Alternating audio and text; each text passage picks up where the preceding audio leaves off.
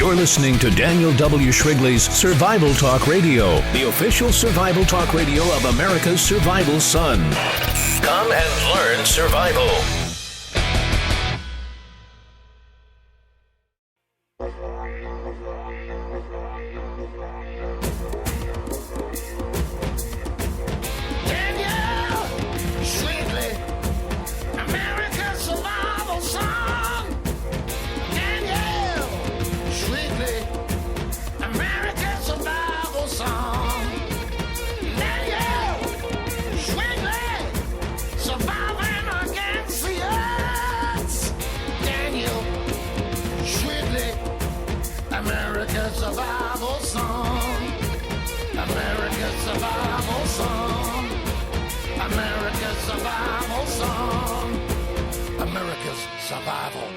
Survive this. Hello, this is Dan Shrigley. You're listening to Survival Talk Radio on Spreaker, or you're listening to Survival Trek Escape Talk Radio on iHeartRadio.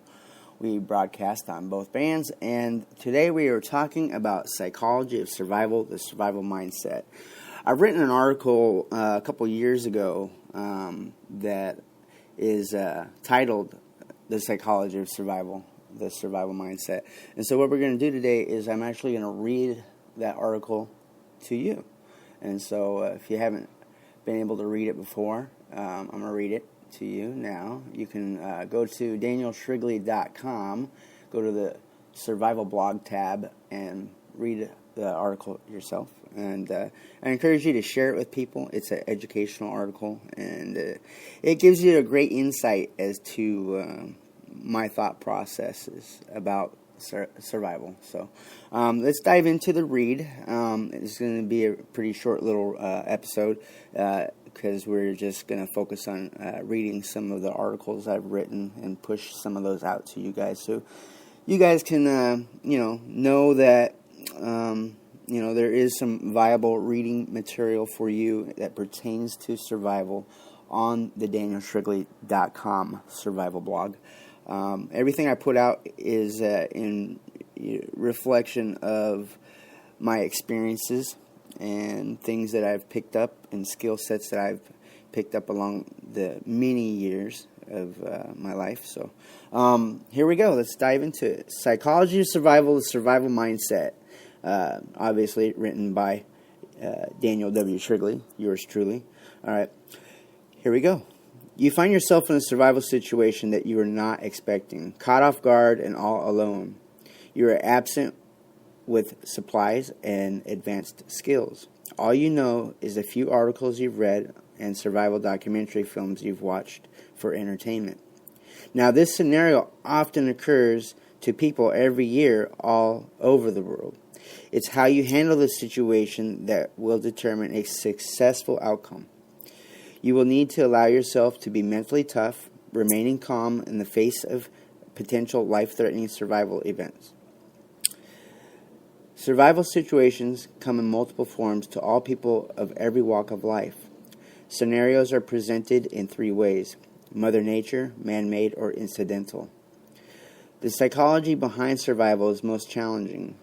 Being in the right frame of mindset is not easily come by for all people. This takes discipline and stems from making the right decisions at critical moments. Remain calm is the first step towards being in the right mindset. To do this, you need to stop in place, clear your mind from feeling panic, organize your priorities of survival, establish your immediate needs for self-reliance, self-sustainment, and achieve self-rescue. In a panic situation, you're not collected in educated decision-making abilities. A panicked person makes poor choices. You need to be calculated in your decision-making abilities to survive and thrive. Simply by taking a few moments to sit back and absorb your environment, soak in what is available to you in your surroundings for shelter, water, fire, and food. Every scenario is unique and will require various needs to be met and methods to achieve a successful outcome. First and foremost, you need to be certain you are removed from immediate danger.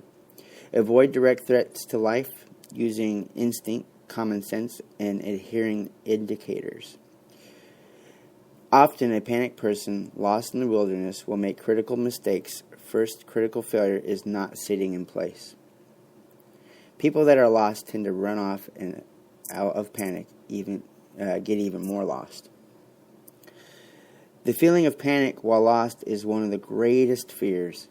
Fright in any survival situation is natural. However, it's controllable. Fear kills. I teach that in survival, failure is not an option. Flipping this to, in survival, fear is not an option. The fear has been compared to that of Great Depression, loneliness, helplessness, hopelessness, similar to that of a drowning victim. Education and skill through hands-on practice and training is a sure way to defeat this and afford you a fighting chance. Knowing the priorities of survival and fundamentals will help give you an edge. Knowing those are not enough. You must put in practice the survival skills and be familiar with look and feel. Basic knowledge will only give you a fighting chance. Instinct for shelter, fire for cooking and warmth, water for thirst, food for hunger. There is so much more that one needs to know and implement via knowledge and skill. Shelter is necessary to shield and protect you from the elements. Elements include the following: wind, as in wind chill factor, enhanced danger and exposure. Sun, shade in hot temperate climates preserves hydration and energy, limits your exposure. Sand, shielding from blowing debris such as sand, offers safety from injury. Snow and ice, maintaining your core body temperature is critical and must accompany with a heat source such as fire. Also, we want to add in layering and protecting your outer extremities and face.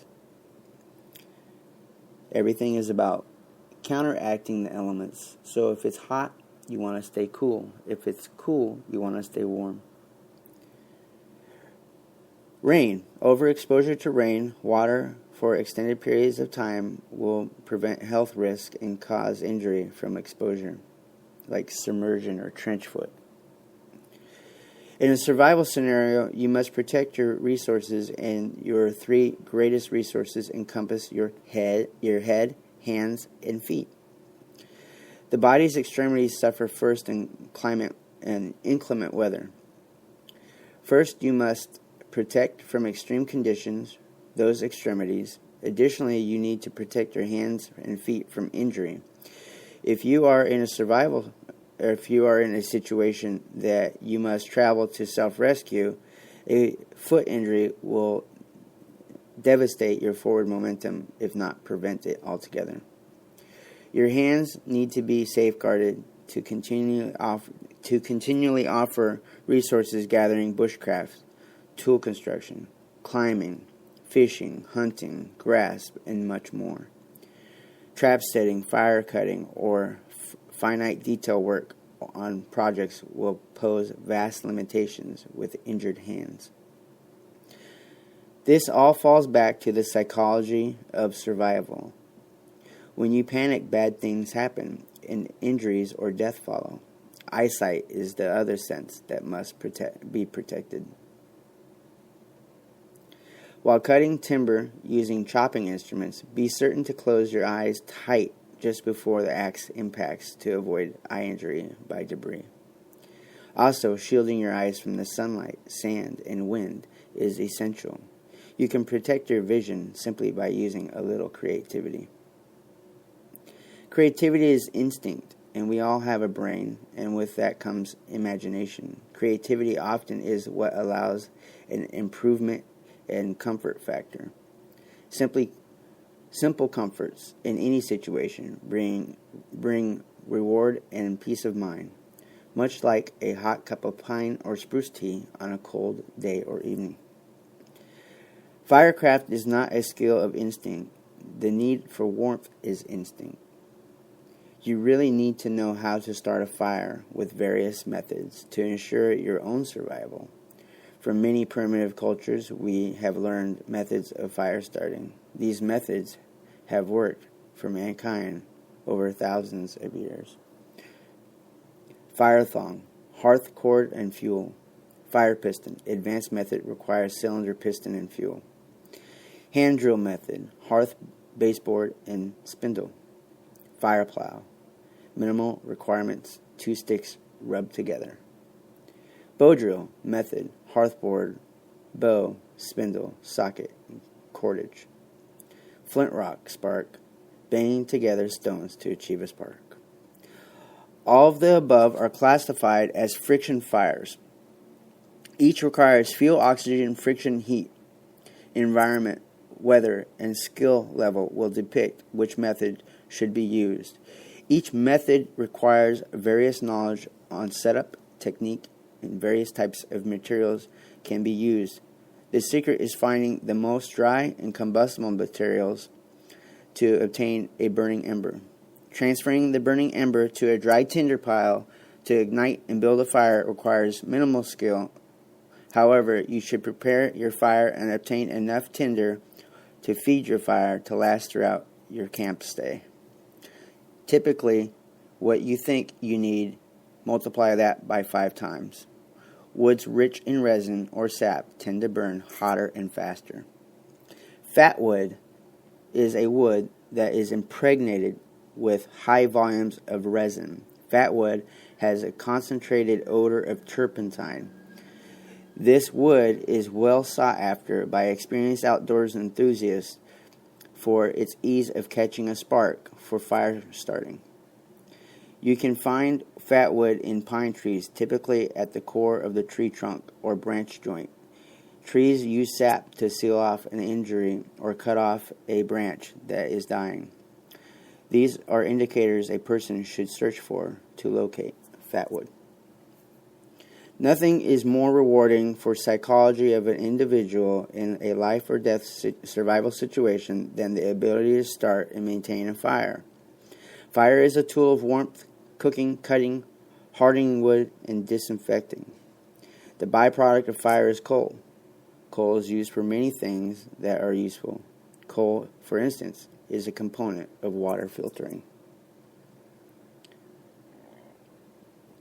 Proper hydration is vital for survival of all people. Typically sought in the law of threes, as I refer to them. Water you can live by or live only for 3 days without, sometimes less. Air you can live for 3 minutes deprived of oxygen. Food you can live, depending on the person, for 2 to 3 weeks without food. Water is the first requirement one should locate on realization of being lost or stranded. I talk about instinct. Most general instinct will lead you to sustain. However, this is not foolproof in cold weather as it relates to hydration. Water is just as important when it's freezing as when it's extremely hot. Lack of sweating often tricks individuals into forgetting they need water. Profuse sweating indicated that the body's demand for water, and in hot conditions, you will require more than normal. Water considerations for consumption. Wells, underground source providers, natural springs are pretty safe. Hot spring water, volcanic, generally safe. Use caution. Run-off water filtered through 15 feet of earth should be safe. All surface water that is free-flowing is safe to drink when boiled or treated. Filtered water by way of primitive water systems through imitation of earth filtering. Layering sand, rock, soil, grass, coal in a capture device. Water by solar radiation stills should be safe. Water by morning dew should be safe. Water by roots or vines, typically safe. Use caution as some plants and roots are poisonous. Banana and coconut tree offer water, and you will see depicted on every single survival television series. Also, cactus can provide water. However, research type of varieties that are safe. Barrel cactus is a variety to look for in nature.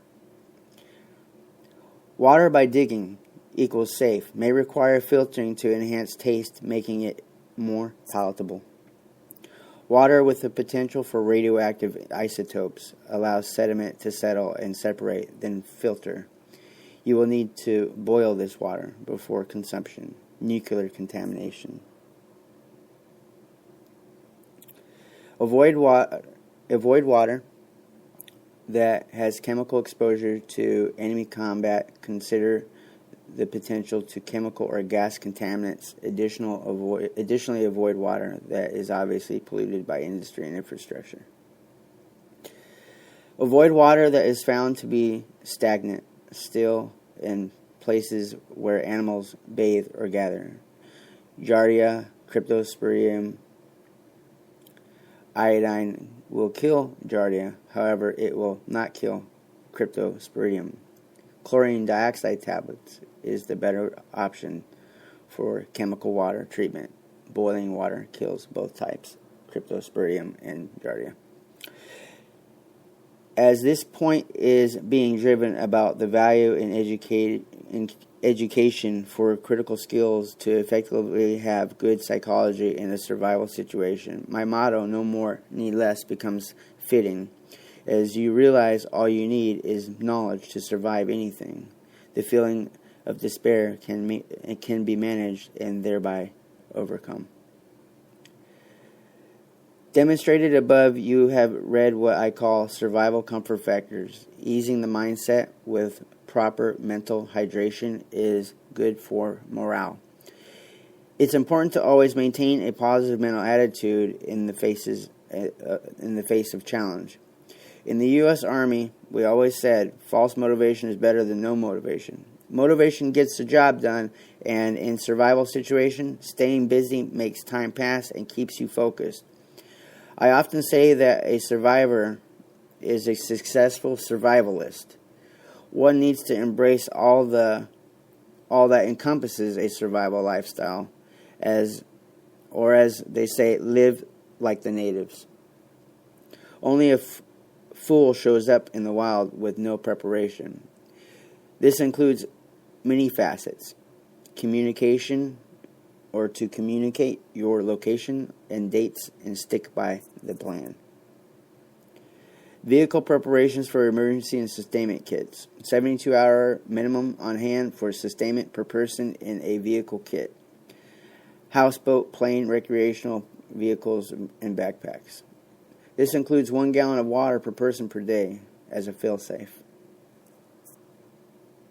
If you have followed me for any length of time, you will know that I always make mention of the common sense approach to survival.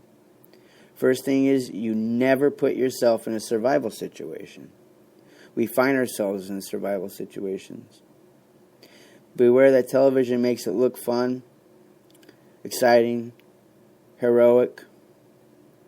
On the contrary, a survival situation is not fun. Survival implies life-threatening. Recently in the media, we have heard about fans that have placed themselves in dangerous positions, needing rescue or even dying. Why would they do this, you might ask? They want to be like their hero. However, they do not see all the coordination and planning and rehearsals and crew and safety staff it takes to film a show. Every celebrity survivalist has a safety net. They are required to have a safety mechanism in place to prevent loss of life or great bodily injury. A true expert in survival is always someone else's student. I continually am learning by reading, watching, talking, sharing, and more important, practicing. The more I learn, the more I can share through writing, talk about on my radio show and television projects. I carry the light, let's just say, free speaking out of text here. I carry the burden and responsibility that I've put upon myself to save the world, and by doing so, I want to deliver to you guys the best and most accurate information possible. Back to text.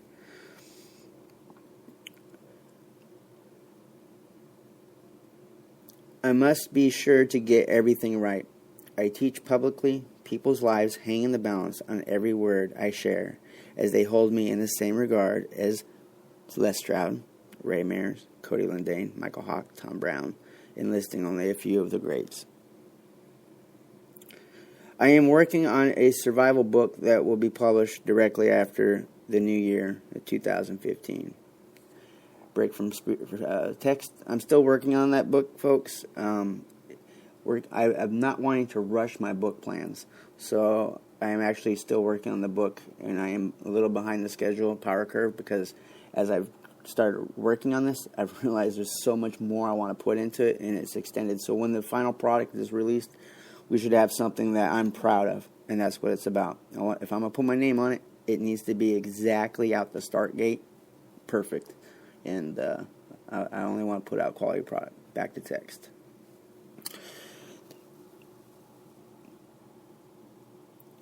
This would conclude the book and the article. This is basically a transcript from what my book will have in it that I just read about. So, the psychology of survival is a lot of common sense, but sometimes common sense is not the most common thing, especially when skills are involved. People have an idea of what they need to do, but unless they practice it and fine-tune it and refine it and rehearse it, and maybe seek professional coaching, they could find themselves in a really hard spot, and it could be something that is beyond their expectations of a challenge. It could be life-threatening. We talked about the psychology factors and being in the right mindset. There's so much more to this. There's first aid. What if you did sustain an injury? You're going to need to know how to, treat yourself or treat the person you're with, or have them treat you. What if, you did dehydrate? What can you do? How do you treat for shock? What do you do? So there's a lot more physically than the mental side, but the mental side is the key to the city. So if we can get you guys past the mental struggle and the fear factor and the panic, we can open you up to a broader thing that will give you a lot more confidence, and a lot of that confidence comes from proper training